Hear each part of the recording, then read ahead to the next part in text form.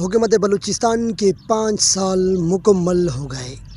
رکنی inter college girls کو منظور ہوئے بھی 5 سال مکمل ہو گئے، لیکن تاحال اس کی بلڈنگ مکمل نہ ہو سکی۔ محکمہ کی لاپرواہی اور ٹھیکیداروں کی سستی کی وجہ سے کالج کا کام مکمل نہ کیا جا سکا۔ دوسری جانب حکومت بلوچستان کے بھی 5 سال مکمل ہو گئے۔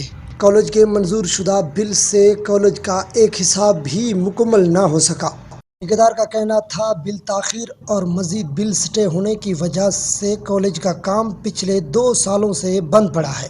جیسے ہی محکمے کی جانب سے دوبارہ بل منظور کیا جائے گا تو کالج کا کام جلد سے جلد شروع کیا جائے گا۔ ضلع انتظامیہ کی عدم توجہ نہ ہونے کی وجہ سے کالج کا کام تسلی بخش نہیں کیا گیا۔